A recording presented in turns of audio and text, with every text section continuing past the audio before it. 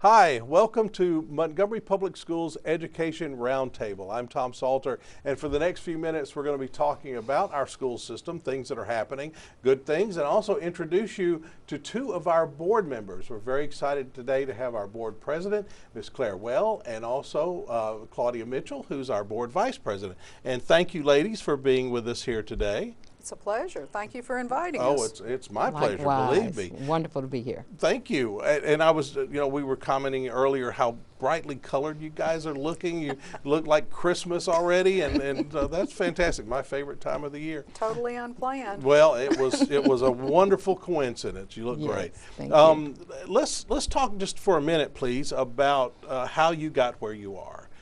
So Claire, tell us a little bit about your background and how you became a member of the school board. Okay. I'm a lifelong Montgomeryan. I went to public schools here. I'm a graduate of Lanier. A poet. I am still a poet, you bet. And I've been in business here for the last 20 years. I hire kids out of high school, and part of my motivation to run for school board was that some of the kids coming out of high school I was having a hard time hiring. And I felt like, I got a great education at Lanier coming through, and I want the kids that are now coming through Lanier to have as great an educational experience as I did. So that's what made me run for the board. Outstanding. And Madam Vice Chair? Well, actually, I'm a lifelong Montgomeryan also, a graduate of Carver High School. You should be wearing green instead of red, right? And I should be wearing blue. That's right. That's right. I have on the blue. But, and once a Wolverine, always a Wolverine. Yeah, absolutely. Yeah, absolutely. So I also went to Alabama State University, majored in biology, minored in chemistry, Oh, goodness. and became a teacher. So I've taught in Montgomery Public Schools for 28 years Wow. and retired. Wow. Taught at Floyd for 17 years and also BTW. I was the first teacher for the Center for Advanced Technology Magnet at BTW and wrote the Nice. curriculum Nice. and set that up. So I think we're still looking for some math and science teachers if you're if you want to get back in the classroom. No, but you guys have come to the board at a time where we had a big turnover. We had 4 new board members, and of course the 2 of you were among them. What's something that you thought you were going to see when you sat down at the board table that you haven't seen? Something that surprised you when you became a board member? It's different on the other side of the table. There's a lot that you don't see when you're in the gallery, and there's a lot. I feel like I've been drinking from the fire hydrant for the last 9 months. Right, right.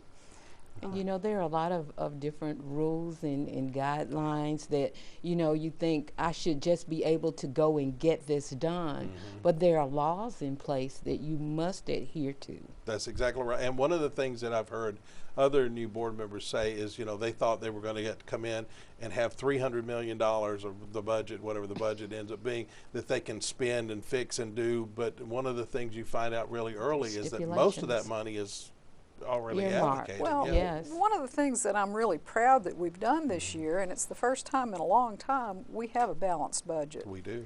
And I think that's a major step in the right direction. From my business point of view, if you don't have a balanced budget, it's very difficult to conduct business. It is. But the same thing when I came into the system, realizing that most of the money was salaries, and Yes. then there's so much that goes to building and maintenance, and there's so much that goes to programs, and there's only this little bitty slice of the pie over here that you really have any control over. I haven't looked for control over any money, just more seeing that it is going to the right places. Right. And I think we're very careful with that. This board is very careful with where the money's going. Well, one thing that is as someone who's on staff, but watching all of you work together, is that you work together. There is very little of the old conflicts that we've had in the past, and so I know that the people who are you're serving certainly appreciate that, and it's easier, I assume, to get things done. Well, I've served on many committees and even national committees, and you start a meeting on time and you end it on time, and you Right. try to have good things going on in the middle. Right, that's the way to get it done. Well, I know that that both of you are very involved in a new thing that you guys have put together, where we have some committees, and they're not just standard committees.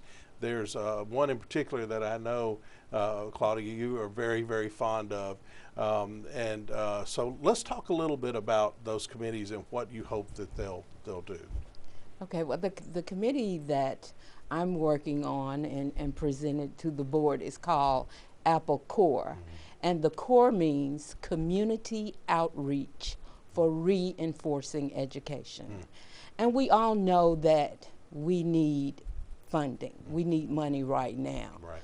But until we get there, we have to look at what we have and what we can do with what we have. And our greatest resource in the city of Montgomery is our people, Right. the community. And that's what Apple Core is all about. It's about connecting parents, teachers, business people, and community stakeholders together to communicate and facilitate so that we can come up with a way to improve our schools. That is the purpose for Apple Core. And partnerships are really at the heart Key. of what we need, because we can't do it ourselves. We don't have the staff to do some of the things that we need to do. But more importantly, we serve the community.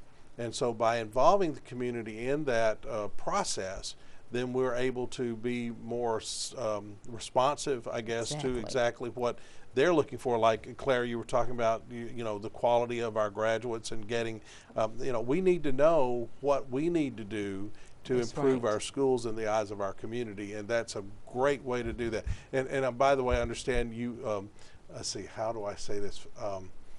You asked your daughter, I was going to say finagled, but you got a little family help for the logo's great. I meant to tell you, I've been trying to figure out some way to improve it, and I can't. It's just wonderful the way it is. But she did a beautiful job. Thank you. I know you're proud of her. I am very proud of her. Well, And those were the kinds of things we were doing at BTW. Actually, the AMSTI logo. Right. For the state. Was created by the Center for Advanced Technology Magnet students. They called us, asked us to create a logo, and the students were able to do that. And I've always encouraged students to think outside of the box. Sure. And that is what we're going to have to do in this situation. And we have 7 very capable women on the Board of Education. And we have great ideas, I think. And from but it's not, I'm sorry. But that's not enough. No. The ideas from us, we need everybody involved so that we can get some ideas and think outside of the box, so we can come up with relevant solutions to make a difference in the lives of our kids. One of the things, just to add on to that, with Apple Core, I consider it a clearinghouse because Claudia wants to incorporate and is working with people to create an app that connects the people who need stuff with the people who want to donate, because there's a lot of businesses out there. There are a lot of individuals who want to help. So this will be a way that they can look and see what's available and hopefully jump in and help. I don't go anywhere that somebody doesn't say, what can I do to help? And Apple Core is going to be the answer to that, I believe. Well, we're hoping that, and I'm truly believing that it will. We have 2 phases. One phase is the technology phase, where we're connecting everything, and the second phase, which is so important, is our academic phase. Right. And we're working with Mr. Mitchell on that, so that we can get the community involved in helping bring our kids up to the point where they need to be. A 7th grade teacher doesn't have time to work No. on multiplication facts. Right. But if we can get community people to set up tutorials and programs, and Mr. Mitchell is actually working on the curriculum for that, and he's also said that he will be happy to train the sites so that they'll be able to actually using the technology that we have in our school system, work with the individual student on where they're deficient and bring them up to where they need to be, which is amazing. It is, and Mr. Mitchell you're referring to is Bernard Mitchell, who's our head of curriculum. Right. Great guy. So Chief been with us Academic about Officer. a year almost now, so he's a really good guy. The Yes, ma'am. thing to remember is that it's all about the students. It's all about our kids. You know, we've got some great new pre-K programs that are Right. coming on that are going to give kids a boost from the very beginning.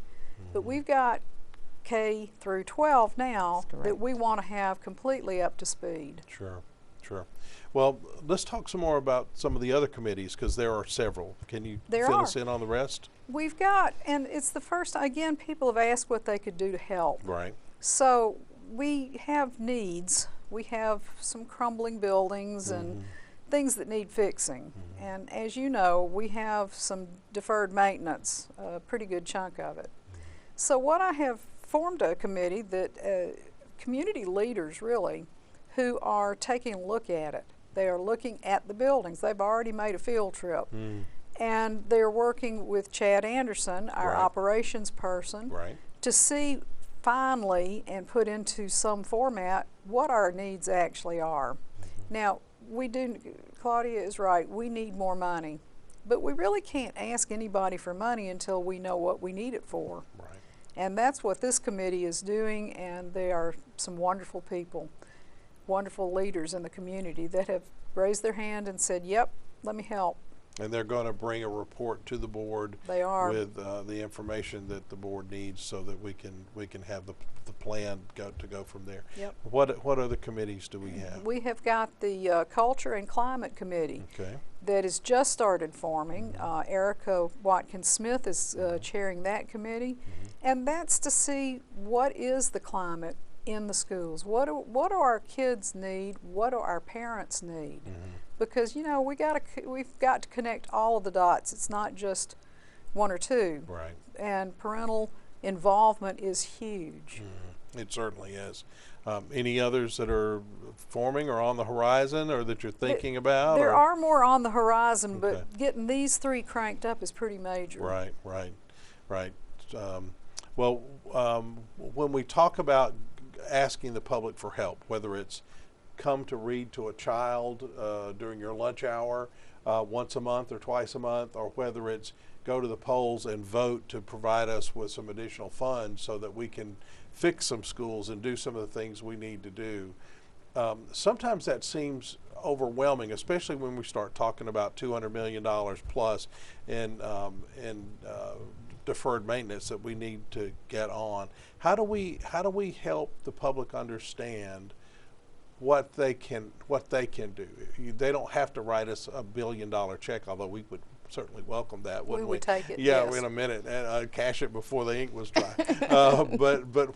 But how do we help people understand that even the smallest little thing helps? You know, that's another portion of Apple Core, in which we want to create a website so that people will be able to make donations and also in-kind services. We've had there in one situation at Lanier, students wanted to compete in an art competition, but they didn't have paint and they didn't have canvases. So they weren't able to compete, and they could have possibly won scholarships from that.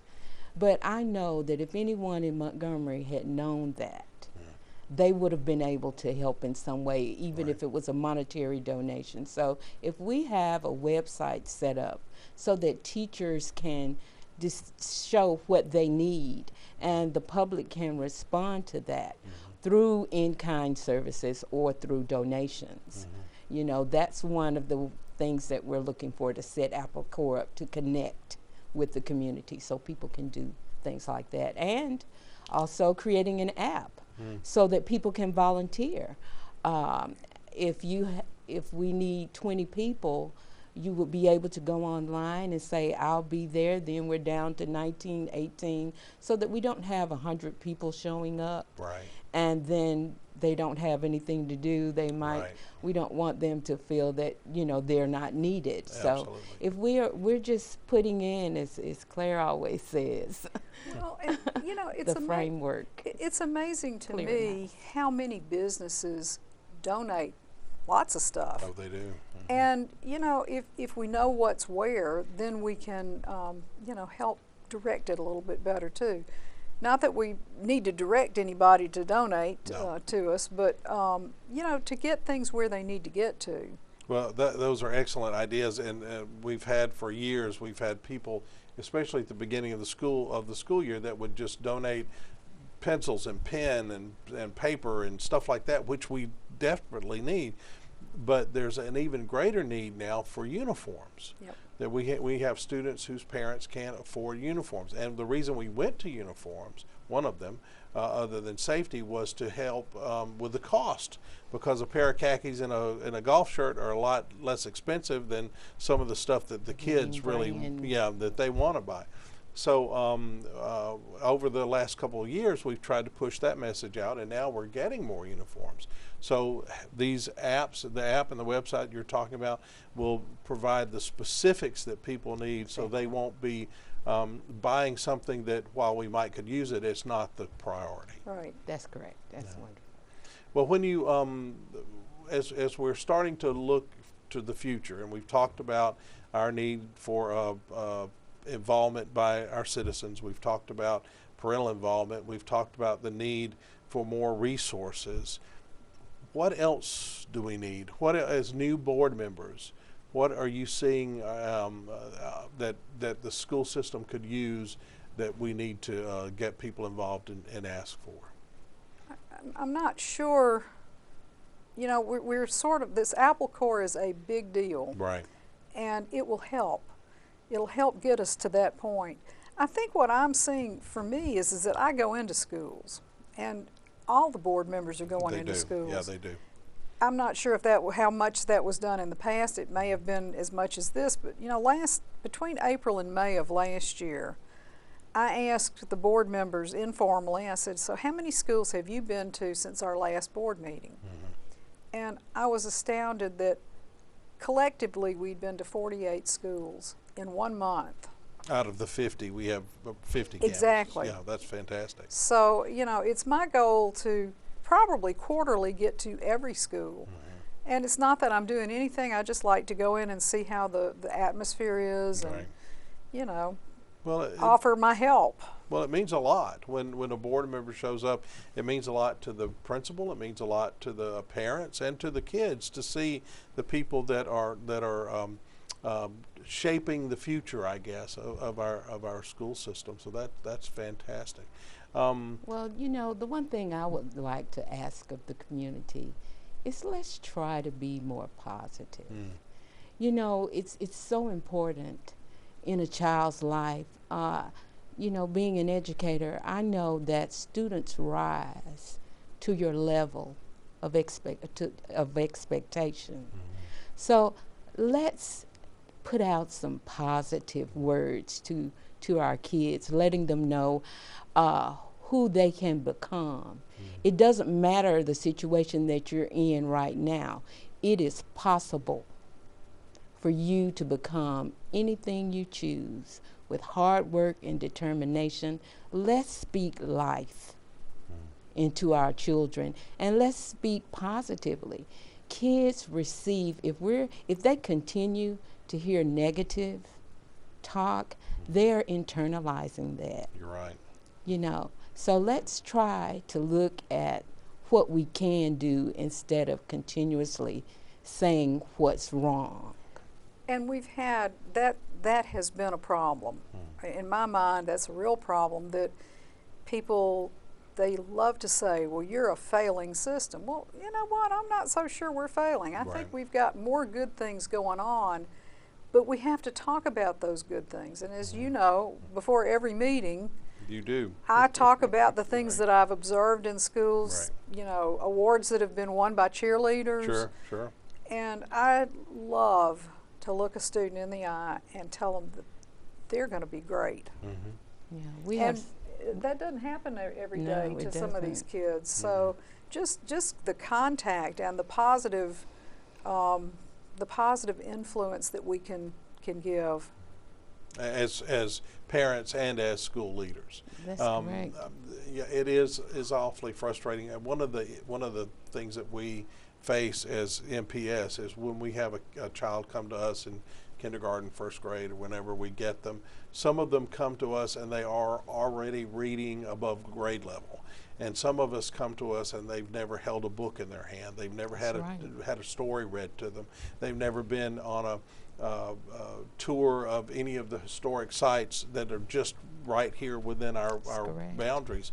And although we do a good job of taking a student where he or she is and moving them forward, when you start from so far behind, it's difficult to get them to the point where they're on grade level if they're starting 2 or 3 years behind from the beginning. Something we're working on. Absolutely. That's And you mentioned the kindergarten programs and the things that we've got, and I think we'll see more and more of a difference as we move on and as we progress through the years. There's an old it's a technique, I guess, that people like me who do surveys and who do focus groups and stuff like that use when we're talking to people to find out what they really think about something or how they feel about something. Like overall, if I'm going to put you on the spot a little bit here. Overall, what grade would you give Montgomery Public Schools? A, B, C. What grade would you give us? I'm going to say a C- right now. Okay. Ms. Mitchell? I'm thinking C. Okay. All right. Now the next question is the important question. What one thing should we do that would move that up a grade level? What would be the one thing that we could do to move that up a grade level? I think involvement with the community. You know, there's a lot of people that can help tutor. Right. And that would help bring up our grade levels, and it would give our students more confidence. That's my first blush impression. That's a good one. And that's mine. That's why Apple Corps came into existence. Well, see, you guys are of one accord. You're together. That's fantastic. The old adage, it takes a village to raise a child. And our community wants to help. Yes. They are out there and they want to help, and we want to give them the vehicle and any means we can to help us. This is the capital city. Right. We should be the star of the state of Alabama. And as far as I'm concerned, when I went to Lanier, it was the star in the southeast. And that's where I think we need to be. I'm not satisfied at all with a C-. Right. I'm not satisfied with a B. Right. I want it to be in the A range. There you go. At least an A+. Minimum. At least an A+, right? Yes. That's wonderful. And it's going to be done. Montgomery's is a very interesting place. When people think that we're down and out, that's when Montgomeryans rise to the top. That's been our MO for some time now. Well so we're expecting great things from Montgomery, and I believe that we are going to do it. People are going to be coming here wondering, what did they do to make that change? Well, there's a lot of activity in the city. A new $50 million water park, I think, is coming coming to town, which we'll hope will generate a few extra dollars for the community and also for our school systems. We have a dialogue now about our needs. I think someone told me it was 1970 the last time we had a increase in tax referendum. Is that what? I don't know the date, but it was a long was time a ago. long time ago. It was around that time. Yeah, and we have new board members, and we have a new superintendent, and we have a new attitude in the school system. So Yes. I think you guys are right. I think we're on the move. We're on the horizon of great and phenomenal things. And just a word about Dr. Moore. She is doing a tremendous job. Very unsung, very quietly, but working on policies that make sense, that meet state and federal guidelines. And you know, she makes surprise visits to schools too. She sure does. She does, and she makes surprise visits to staff offices. I can tell you that. She'll pop in. So, Tom, what you doing? What's going on? What do we have? What we got today? What's good? What's happening? But just that involvement, just being involved, being there, just being right there at the moment, and I think that's so important. Well, she has a lot of experience. She's been a superintendent and been a teacher and a principal and all those other things for a long time, and we're very lucky to have her. She's the experiences she has had over the years easily translate into what we need now. So we're very excited. I hope she gets to stay for a while. I'm hoping so. Yeah, She's phenomenal. well, and I know that the two of you as the leaders on the school board, you're working with the other school board members on a variety of things in terms of the governance, and I know that as you continue to grow and you continue to learn and you continue to discover new things, you guys also take professional development. Yes, yeah, and that, you know, that's the one thing. And I'm glad you said that, because professional development is what we need for our whole system. Getting our teachers, you know, having our teachers up with the latest and greatest techniques to teach our children, so important. But it applies to us as well, and I know it applies to you too. Absolutely. We yeah. all have to continue learning. If we don't, we're stagnant. Even us old guys, we have to. We I've got a couple of old gals here too. Well, I tell you, y'all are spry and just great leaders for our school board. And I know that we want to invite people to come to a school board meeting. If you can't, we also have our board meetings are streamed over the internet, Facebook, and YouTube. So if you can't make it to a meeting, we certainly hope that you'll watch as we have our next meeting. We usually have second and fourth Tuesday. So please try to come, or at the very least, tune in over Facebook or YouTube. Thank you so much for being with us today. It's been a pleasure, and we are very excited about what's going on now and about the future of Montgomery Public Schools. Well, Montgomery Public Schools going to make a difference here. Yes, ma'am. Yes, we are. Thank you for having us. Thank you.